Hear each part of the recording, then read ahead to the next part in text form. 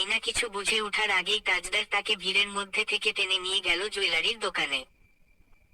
সাইনা শুধু পুরুষালী হাতের মধ্যে জিম্মি হওয়া তার হাত দুটোর দিকে চেয়ে রইল অনেকক্ষণ। তাজদার সিদ্দিকীর ঘৃণা হচ্ছে না তার হাত ধরতে।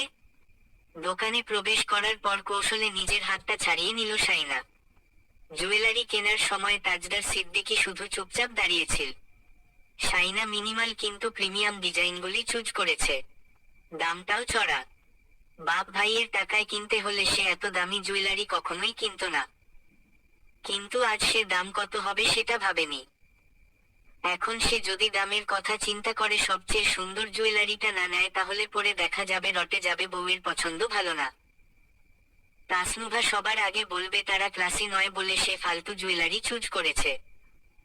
মানুষ সবসময় নিজের জন্য ভালো জিনিসটা কিনতে চায়, কিন্তু টাকার কথা চিন্তা করে কিনতে পারে না। তেমন সাইনা সবচেয়ে সুন্দর জিনিসটা চেনে। বাপ ভাইয়ের উপর জুলুম হবে ভেবে কখনো সে কারো উপর নিজের পছন্দ চাপিয়ে দেয়নি। তাকে যা কিনে দেয়া হয়েছে সে তা পড়েছে, যা খেতে দিয়েছে সে তা খেয়েছে, যা বলা হয়েছে তা করেছে। অবশ্য তার পরিবার তার সাথে জুলুম করেছে। তাদের মনের মতো চলতে গিয়ে, ভালো মেয়েটা হতে গিয়ে সে নিজের ক্ষতিটাই বেশি করে বসেছে। সেই সব মনে পড়তেই আবারও তার মন খারাপ হচ্ছে। সে ঠিক করেছে তাজদার সিদ্দিকীর সামনে সে জীবনেও নিজের দুর্বলতা প্রকাশ করবে না। শাড়ি, লেহেঙ্গার জন্য জুয়েলারি কেনা শেষে সে গায়ে হলদুয়ের অনুষ্ঠানে পরার জন্যও জুয়েলারি কিনে নিল সে। তাজদার সিদ্দিকী পেছনে দাঁড়িয়ে চুপচাপ দেখে যাচ্ছে সব। সাইনা মাঝে মধ্যে নিজেকে সামলে নিচ্ছিল, কারণ তার মনে হচ্ছে সে বেশি কথা বলে ফেলছে। জুয়েলারি কেনা শেষ হতেই তাজদার বিল মিটিয়ে পকেট ফোন ভরে নিতে নিতে সাইনার দিকে তাকালো। সাইনা শপিং ব্যাগগুলো হাতে নিয়ে দাঁড়িয়েছে। শাড়ির ব্যাগগুলো ওই দোকানেই রাখা, আবার সেখানে যেতে হবে। তাজদার কিছু ব্যাগ নিতে চাইলে সাইনা ব্যাগগুলো নিয়ে ঘুরে দাঁড়ালো। কিছু না বলে চুপচাপ বেরিয়ে গেল তাজদার। মেকআপ কেনার কথা সাইনা বলেই গিয়েছিল, কিন্তু তাজদার তাকে মনে করিয়ে দিল। সে কসমেটিক্স শপের সামনে গিয়ে দাঁড়িয়ে পড়ল সোজা। ইনিয়ে বিনিয়ে সাইনাকে বোঝালো এটা কসমেটিক্স শপ। সাইনা তাড়াহুড়ো করছিল বাড়ি ফেরার জন্য। তাজদারকে দাঁড়িয়ে পড়তে দেখে, সে মেয়ে হয়ে মেকআপের কথা ভুলে গেছে দেখে খানিকটা লজ্জিতও হলো। এজন্যই কয়েকজনকে সাথে করে নিয়ে আসতে হয়, একা আর পারছে না সে। কসমেটিক্সের দোকানে ঢুকে সে একটা চেয়ারে বসলো আগে। ঠান্ডা পানি খেয়ে গলা ভিজিয়ে নিল। খুব ক্লান্ত লাগছে। তাজদার সিদ্দিকী সেখানে কর্মরত মানুষদের সাথে কি কথাবার্তা বলছে কে জানে। সাইনা ইচ্ছে করে খেয়াল করেনি। কানে এসেছে কথাগুলো, মনোযোগ দিয়ে শোনেনি সে। পরে অবশ্য তার কাছে বিষয়টা স্পষ্ট হলো। সেখানে কর্মরত সেলস পারসন তাকে একটা কম্বো দিয়ে দিল। তাজদারকে দেখিয়ে বলল, আপনি যেমনটা বলেছেন তেমনটা এখানে আছে। সব authentic makeup products and skin care products একসাথে। সাইনার পরিশ্রম কমে গেল, কিন্তু পরক্ষণেই দুটো কম্বোর দাম শুনে তার মাথায় হাত। এসব কিনে নিলে বাড়ি পৌঁছে তার ইজ্জত সম্মান আর থাকবে না। ওই বাড়ির মানুষ বলবে কোনোদিন দেখেনি তাই আজ যা পেল সব একসাথে নিয়ে ফেলেছে। একটা ভয়ে ঝেঁকে ধরল তাকে। সে অন্য সবকিছু সহ্য করতে পারলেও মানুষের কটু কথা একদম নিতে পারে না। সে যা নয় তা বললে তার সারাদিন অশান্তি লাগে। সে বলল, আমি সবগুলো ব্র্যান্ড থেকে বেছে বেছে নিতে চাই। লরিয়েল প্যারিসের সব প্রোডাক্টস আমার লাগবে না। দোকানে বিউটি অ্যাডভাইজার ছিলেন। তিনি বললেন, স্যার প্রিমিয়াম ব্র্যান্ডের প্রোডাক্টস চেয়েছেন ম্যাম। আমরা লরিয়েল প্যারিসের প্রোডাক্ট সাজেস্ট করছি। আর কসমেটিক্সের ক্ষেত্রে ম্যাক। এগুলো আন্তর্জাতিকভাবে স্বীকৃত ব্র্যান্ড। লরিয়েল প্যারিস রূপচর্চার নির্ভরযোগ্য নাম, স্টাইল আইকনদের প্রথম পছন্দ। আপনি নিশ্চিন্ত থাকতে পারেন। সাইনা আর কিছু বলবে তার আগেই তাজদার বলল, আপনারা প্যাকেজিং শুরু করুন। একটু তাড়াতাড়ি। জি স্যার। আমাদের কিছুক্ষণ সময় দিয়ে সাহায্য করুন। সাইনার মন কেমন কুগাইছে। টাকার অঙ্কগুলো এত দ্রুত কষছে যে তার মাথার উপর দিয়ে যাচ্ছে সব। এটা তো সত্যি যে সে ধনী পরিবারে বড় হয়নি। ভাইদের পয়সা হওয়ার পরও আহামরি বিলাসিতা সে করেনি। সেই জায়গায় দাঁড়িয়ে পরের পয়সা নিয়ে বাহাদুরি করতে তার অনেক ভয়। মেকআপ আর স্কিন কেয়ার প্রোডাক্টসের প্যাকেজিং কমপ্লিট। কার্টনে প্যাক করে দিয়েছে। কার্টনটা এত বড় হয়েছে যে সবার চোখে লাগবেই। শাইনার কেমন যেন অস্বস্তি হচ্ছে, শান্তি লাগছে না। পরে সে নিজেকে সান্ত্বনা দিলেই বলে তাজদার সিদ্দিকী নিজেই তো সব কিনছে, সে তো জোর করে কিনেনি। বিল মিটিয়ে তাজদার সবগুলো কার্টন নিয়ে বেরিয়ে এল। শাড়ির দোকানে সবগুলো ব্যাগ রেখে বেরিয়ে গেল। শাইনা শাড়ির দোকানে দাঁড়িয়ে রইল। সবগুলো ব্যাগ কার্টন দেখে সে মনে মনে হিসেব করছে কত টাকার জিনিস কিনেছে সে, কত লাখ কষেছে এখানে। শাড়ি আর লেহেঙ্গাই তো লাখ ছুঁয়েছে। কিছুক্ষণ পর একটা লোকেল, তিনিও সাথে করে ব্যাগ কার্টন সব নিয়ে বেরিয়ে গেল তাজদারের আগে আগে। তাজদার শাইনার দিকে তাকালো এক পলক, তারপর দোকানদারদের সাথে হাত মিলিয়ে বলল, তবে আসি। আবার আসবেন, বিয়েতে আমরা থাকছি। অবশ্যই, বলেই তাজদার বেরিয়ে এল বাকি ব্যাগগুলো নিয়ে। শাইনাও তার পিছু পিছু বের হলো। ব্যাগ থেকে ফোন বের করে দেখলো ছোট ভাইয়া ফোন দিচ্ছে। সে ফোন রিসিভ করে কথা বলতে বলতে তাজদারের পেছনে পেছনে গেল। শাওন তাকে সবটা খুলে বলল, বাড়িতে অনেক ঝুটঝামেলা হয়ে গেছে। আনিস তাসনুভাকে বেয়াদব বলায় শাইনার শ্বশুর ক্ষেপে গিয়েছে আনিসের উপর। আনিস বলেছে আকদ ভেঙে দিতে। এখন আবার আকদ ভাঙার কথা শুনে উল্টো ওরা ক্ষেপে উঠেছে। যদিও পরিস্থিতি এখন ঠান্ডা হয়েছে, কারণ বড় আম্মা এসে আনিসের সাথে কথাবার্তা বলেছে। তাজদার আসার আগে পরিস্থিতি ঠান্ডা করতে চাইছেন তিনি। ভাইয়ের কথা চুপচাপ শুনল শাইনা। ভাইয়া আরো কিছু বলতো, শাইনার ইচ্ছে নেই দেখে কিছু বলেনি। কথা বলা শেষ হয়েছে, বাইরে বেরিয়ে এল তারা। বাইরে এসে দম নিল শাইনা। বাড়ি গিয়ে কবে সে বিছানায় শুয়ে পড়বে, শরীর আর কুলোচ্ছে না। ওই লোকটা ড্রাইভার ছিল। সব ব্যাগগুলো গাড়িতে তোলা শেষে শাইনার দিকে তাকিয়ে বলল, গাড়িতে উঠে বসুন। স্যার বোধ হয় কাছে কোথাও গিয়েছেন। শাইনা গাড়িতে উঠে বসল। সিটে বসে মাথা এলিয়ে চোখ বুজল। হঠাৎ কেউ একজন নিজের উপস্থিতি জানানোর জন্য গলা ঝাড়ল। শাইনা চট করে চোখ মেলল। তার সামনে আইসক্রিম বাড়িয়ে দিল তাজদার। পোলার কার্নিভাল আইসক্রিম, মুচমুচে কোণের ভিতরে ভ্যানিলা আইসক্রিমের সাথে চকোলেট টপিং আর বাদাম। শাইনা অপ্রস্তুত হয়ে আইসক্রিমটা নিল। তাজদার ডাকল, ড্রাইভার সাহেব। ড্রাইভার হেসে তাকালো তার দিকে। বাড়িয়ে দেয়া আইসক্রিমটা নিল হাত থেকে। শাইনা আইসক্রিম খাওয়া শুরু করেছিল একটু আরাম করে। ঠিক তখনই ঘটল বিপত্তি। সে তার পাশের সিটে দুটো শপিং রেখে দিয়েছিল, সেগুলো সরিয়ে তাজদার সিদ্দিকী তার পাশ ঘেঁষে বসে পড়ল। পাশ ঘেঁষে না যদিও, কিন্তু পাশাপাশি বসাটাও এখন শাইনার কাছে অনেক বড় ব্যাপার। তার ইচ্ছে করলো আইসক্রিমটা ছুঁড়ে ফেলে দিতে। তার আইসক্রিম খাওয়ার 12টা বাজিয়ে দিল। শাইনা একটু সরে বসে আইসক্রিমটা খেল জানালার বাইরে তাকিয়ে। তাজদার সিটে মাথা এলিয়ে দিয়ে চোখ বুজে রেখেছে। শাইনা আইসক্রিম খাওয়া শেষ করে আওর চোখে একবার তাকালো, নড়াচড়া টের না পেয়ে। কপাল কুঁচকে গেল তার। সাথে সাথে তাজদার সেভাবে মাথা এলিয়ে রাখা অবস্থায় তাকালো চোখ মেলে। শাইনা ভড়কে গিয়ে মুখ ফিরিয়ে নিল। কত শত ভাবনা উদয় হলো মনে। একসময় সে আর আপারা এই লোকটার পায়ের আওয়াজ শুনলে পর্যন্ত লুকিয়ে পড়তো ভয়। ছেলেটা যেদিকে হাঁটতো তারা সেদিকেও পাও মারাতো না। পুকুর ঘাটে বসে আছে দেখলে তারা একটা বালতি পানি আনার জন্যও নামতো না। কলপারে যেত না। সারাক্ষণ তারা আতঙ্কে থাকতো ছেলেটা কখন কি বলে বসে, কখন না জানি অপমান করে বসে। ছোটবেলায় তো আর এত বুঝো ছিল না। টিভি দেখতে সে আল্লাহকে ডাকতো যাতে ওই ছেলেটা না আসে সিনেমা শেষ হওয়ার আগে। তাজদার সিদ্দিকীও তখন ধুরন্ধর চালাক ছিল। এমনভাবে এসে দরজার সামনে দাঁড়িয়ে পড়তো যে তারা আগেভাগে বুঝতেও পারত না। তাদের দেখা মাত্রই চেহারাটা এত ভয়ঙ্কর হয়ে উঠত তা মনে পড়লে শাইনার দম বন্ধ হয়ে আসে। তাদের দেখলে ঠাস করে টিভি বন্ধ করে দিত তাজদার সিদ্দিকী।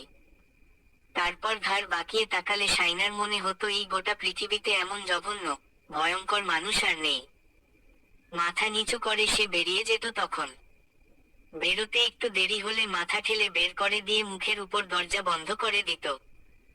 অবশ্য তার মা থাকলে এমন করত না। তখন শুধু ঘাড় বাঁকাতো আর চোখ রাঙিয়ে ইশারা করত বেরিয়ে যাওয়ার জন্য। এত বিশ্রীভাবে অপমান এর চেয়ে তো মৃত্যুও ভালো।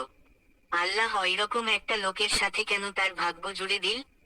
সে এই প্রশ্নের উত্তর পেল না হাজার খুঁজেও। কোনো উত্তর নেই তার কাছে। বাড়ির উঠোনে গাড়ি এসে থামল। শাইনা গাড়ি থেকে বেরিয়ে এসে সোজা তাদের ঘরে চলে এল। গাড়ি থেকে ব্যাগ, কার্টন নামিয়ে বাড়িতে নিয়ে যাচ্ছে তৌসিফ, তাসফিন। এত বড় বড় ব্যাগ, কার্টন সবাই দূর থেকে দাঁড়িয়ে দেখছে। পরিস্থিতি এখন স্বাভাবিক, কিন্তু চারপাশ এত নীরব দেখে শাইনা বুঝে গেল অনেক ঝড় গেছে তার আসার আগে। রওশনারার কানে এল মেজ ননদের কথা। আমার ভাইপোকে তো মনে হয় ঝাঁঝরা করে দিয়েছে ওই নিয়ে। কত লাখ খেয়েছে কে জানে। রওশনারা কিছু না বলে সরে পড়লেন। তাজদার আশায় বাড়ির সবাই আরো চুপ হয়ে গেছে। রওশনারা তাসনুভাকে ঘরে বসে থাকতে বলেছেন। বাড়ি ফেরার সাথে সাথে কেউ যেন কোনো বাড়তি কথা না তোলে। তাসনুভাকে তিনি ইচ্ছেমতো বকেছেন। আকদ ভাঙার কথা পর্যন্ত উঠে গেছে তার কারণে। তাজদারের কানে এসব গেলে কি হবে? বউয়ের জিনিসপত্র সব রওশনারা নিজের ঘরে এনে রেখেছেন। সবাই শাড়ি, লেহেঙ্গা, জুয়েলারি দেখা শুরু করেছে। তাজদার নিজের ঘরে চলে গিয়েছে। যাওয়ার সময় তাসনুভাকে দেখল। তাসনুভা ভাইকে দেখা মাত্রই মাথা নামিয়ে নিল। রওশনারা তাজদারের পেছনে দাঁড়িয়েছিল। তাসনুভার দিকে চোখ রাঙিয়ে তাকালেন তিনি। তাকে এখনই ঘর থেকে বের হতে হলো।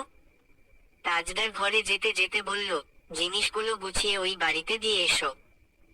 তাসনুভা মায়ের দিকে তাকালো। মায়ের ইশারা বুঝে বলল, আচ্ছা। বউয়ের জিনিসপত্র বাড়ির সবাই মিলে দেখছে। বড় ফুপু বলল, এত দামি শাড়ি দিয়েছে, সেখানে আবার লেহেঙ্গার কি দরকার ছিল? ওয়ালিমায় সেকেন্ড শাড়িটা পরলেই তো হয়ে যেত। ওর দুই বোনকে তো শ্বশুরবাড়ি থেকে 10,000 টাকার শাড়ি দিতেও বাঁচছে। মেজোটাকে তো বাপে এক কাপড়ে বিয়ে দিয়েছিল। এক একজন এক এক কথা বলতে লাগলো। সবাই মিলে আনুমানিকভাবে হিসেব মিলিয়ে দেখল 3 লাখ টাকার উপরে বাজার হয়ে গিয়েছে। তার কম বেশি হতে পারে। শাড়িটা আর লেহেঙ্গা লাখ পার করেছে। যারা সরাসরি বলছে না তারাও গাইগুই করে বলছে বাজার অনেক বেশি হয়েছে। এত দামি জিনিস খুব জরুরি ছিল না। বিশেষ করে তাসনিম, যে সবসময় মুখ গোমরা করে রাখে, সেও হেসে ফেলে উপহাস করে বলল, বাড়ির সব মেয়েদের মধ্যে তো শাইনা জিতে বসে আছে। আমরা বিয়ের বাজারে নাকো গলাতে পারিনি। মেজো ফুপু বলল, মেকআপ তো মনে সব তুলে আনছে। ও নুভা, দেখ তো এগুলোতে কত টাকা আসবে। তাসনুভা ঘরের এক কোনায় চুপচাপ দাঁড়িয়ে দেখছিল। সব এক্সক্লুসিভ জিনিস নিয়েছে, দামও তেমন। সে নড়ল না, বলল, স্কিন কেয়ার প্রোডাক্টসগুলো একটা 3,000 টাকার উপরে। এবার সবগুলো কত আসে হিসেব করো। রওশনারা বলল, সব তোমার পছন্দ মতো হয়েছে কিনা বলো। তাসনুভা এবার সাহস পেয়ে শাড়ি, লেহেঙ্গা আর গায়ে হলুদের শাড়িটা, দোপাট্টা সবগুলো দেখল। জুয়েলারি মিলিয়ে দেখল। সব দেখা শেষে বলল, মোটামুটি। রওশনারা বলল, এতেই যথেষ্ট। এত কিছু দেয়ার দরকার ছিল না। তবুও তাজদার যখন নিজে দাঁড়িয়ে কিনেছে তখন তো আর কিছু বলার নেই। এখন এসব নিয়ে কথা না বলাই ভালো। তিতলি, সব গুছিয়ে নাও। একটা জিনিসও যাতে নড়চড় না হয়। ওদের বাড়িতে পাঠানোর আগে তোমার মেজো ভাইয়াকে একবার দেখিয়ে নেবে। তিতলি বলল, আচ্ছা। শাড়ি, লেহেঙ্গাগুলো এত জোশ হয়েছে। শাইনার পছন্দ সুন্দর। তাসনুভা তাকে সংশোধন করে দিয়ে বলল, শাইনা নয়, ভাইয়ার পছন্দ। তিতলি বলল, তুমি সব সময় ভেজাইল্লা কথা বলো। তিতলি, তাসনুভা আর তৌসিফ নিয়ে এসেছে বিয়ের সব জিনিসপত্র। তাজদারকে দেখিয়েছে আনার সময়। সব ঠিকঠাক আছে দেখে তাজদার অনুমতি দিল। তাসনুভা এসেছে দেখে সবাই একে অপরের দিকে তাকিয়ে বিড়বিড় করল কিছু একটা। শাহিদা বেগম বললেন, কে এক ঝামেলা পাকিয়ে দিল মেয়েটা। এত ডেয়ারিং মেয়ে। তাসনুভা দাঁড়ায়নি, ব্যাগগুলো রেখে সোজা বেরিয়ে গিয়েছে। ভাইয়া বলেছে তাই আসতে হয়েছে, নইলে এই বাড়িতে পা রাখারও ইচ্ছে নেই তার। তিতলি আর তৌসিফ চা খেতে খেতে শাইনাকে সবটা বুঝিয়ে দিয়ে চলে এল। শাইনার ঘরে এসে ভিড় জমালো তার চাচি, চাচাতো বোন, আপা, ভাবি সবাই। বড় আপা সব খুলে খুলে দেখালো সবাইকে। শাইনা ঘরের এক কোনায় চুপ করে দাঁড়িয়ে আছে। শাহিদা বেগম অবাক চোখে শাইনার দিকে তাকালেন। বললেন, তুই এসব কি করলি? এত দামি দামি জিনিস কিনে নিলি? ওরা তো এখন যা তা বলবে, হাভাতে ঘরের মেয়ে বলবে। শাইনা মায়ের দিকে একদৃষ্টিতে চেয়ে রইল কিছুক্ষণ, তারপর বলল, তুমি কি বলতে চাইছো আমি সস্তা? দেখো মেয়ে কি বলে, এত দামি বিয়ের শাড়ি, লেহেঙ্গা কিনলি, ওরা আবার তোকে 4 ভরি স্বর্ণও দিচ্ছে, একবারই তো দিচ্ছে, সারা জীবনের জন্য চাকরানি নিয়ে যাচ্ছে, একবার সব ঢেলে দিলে মন্দ কি? সারা জীবন আমাকে খোটার তলে রাখতে পারবে, ওদেরই লাভ। সবাই তার দিকে চেয়ে রইল। দাদিমা বলল, আরে হো, ওদের স্বর্ণ আগে থেকে ছিল, ওখান থেকে দেবে রায়হানের মা, কোটি টাকা আছে ওদের, 10 লাখ খরচ করে বিয়ে করলে ওদের সম্পত্তির এক কোনো নড়বে না। মেয়েটার সামনে ফালতু কথা বইল না। শাহিদা বেগম চুপ করে গেলেন। শাড়ি, গয়না সব দেখে খুশি হলে সবাই। শাইনা সব যথাস্থানে রেখে দিচ্ছিল একে একে। ঘর খালি, শুধু দাদিমা আছেন। তিনি ব্যাগ ঘাঁটতে ঘাঁটতে বললেন, বাবা গো, বেটা দেখছি ওইসবও কিনেছে। শাইনা জানতে চাইল, কিসব? দাদিমা হাসলেন, ওইসব আর কি, বেটা ভালোই জানে বউয়ের আর কি কি লাগতে পারে। শাইনা কপাল কুঁচকে বলল, কিসের কথা বলছো? দাদিমা ব্যাগের ভেতর থাকা অন্তর্বাস আর অন্যান্য জিনিসগুলো দেখাতেই শাইনা জোরে একটা চিৎকার দিল। দাদিমা কোনোমতে ঘর থেকে বেরিয়ে এসে অট্টহাসিতে ফেটে পড়লেন। আফসার সাহেব মাকে হাসতে দেখে বললেন, তুমিও ওর পেছনে লেগেছ? দাদিমা হাসতে হাসতে বললেন, তোর মেয়ে আস্ত একটা বজ্জাত। শাইনা চেঁচিয়ে চেঁচিয়ে বলল, তুমি আমার সাথে কোনো কথাই বলবে না বুড়ি। মেহেদি পাতা তোলার জন্য বাড়ির সব চাচিদেরকে ডেকে আনা হয়েছে। বরকনের মেহেদি একসাথে তোলা হচ্ছে।